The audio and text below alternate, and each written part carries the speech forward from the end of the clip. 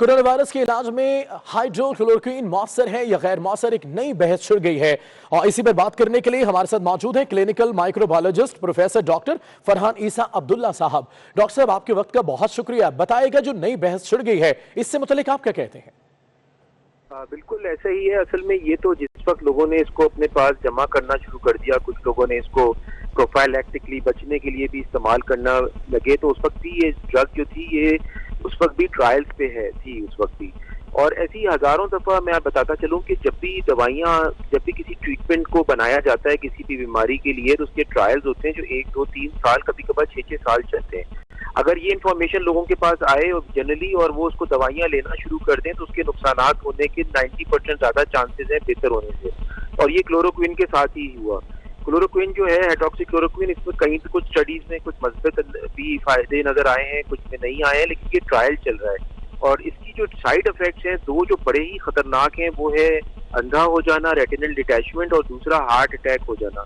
तो ये जो चीजें हैं, और लोगों ने इसको ऐसी टॉफी की तरह लेना शुरू कर दिया और अपने आप को समझे कि बचाना भी शुरू कर दिया। इसमें इंडिया का भी कुछ कसूर है, क्योंकि इंडिया ने प्रोफाइलैक्टिकली इसके यूज को अलाउ कर दिया था कि जो हेल्थ वर्कर्स हैं वो इसको ले सकते हैं, और वहां से फिर ये बात निकली और लोगों ने इसको बेजा इस्तेमाल करना शुरू कर दिया।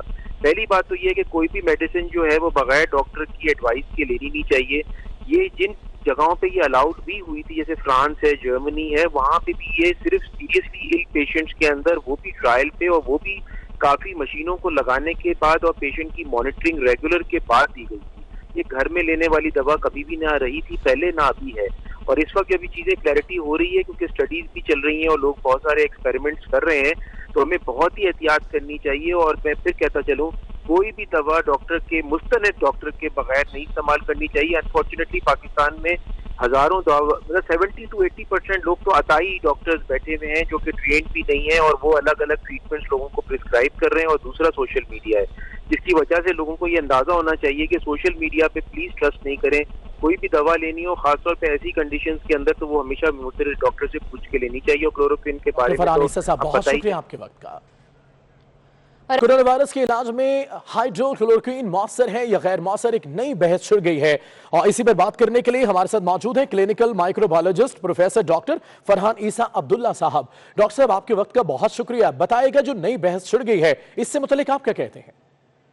बिल्कुल ऐसा ही है। असल में ये तो जिस वक्त लोगों ने इसको अपने पास जमा करना शुरू कर दिया, कुछ लोगों ने इसको प्रोफाइलैक्टिकली बचने के लिए भी इस्तेमाल करना लगे, तो उस वक्त भी ये ड्रग जो थी ये उस वक्त भी ट्रायल्स पे थी उस वक्त भी। और ऐसी हजारों दफा मैं बताता चलूं कि जब भी किसी ट्रीटमेंट को बनाया जाता है किसी भी बीमारी के लिए, तो उसके ट्रायल्स होते हैं जो 1, 2, 3 साल, कभी कभार 6-6 साल चलते हैं। अगर ये इन्फॉर्मेशन लोगों के पास आए जनरली और वो उसको दवाइयां लेना शुरू कर दें, तो उसके नुकसानात होने के 90%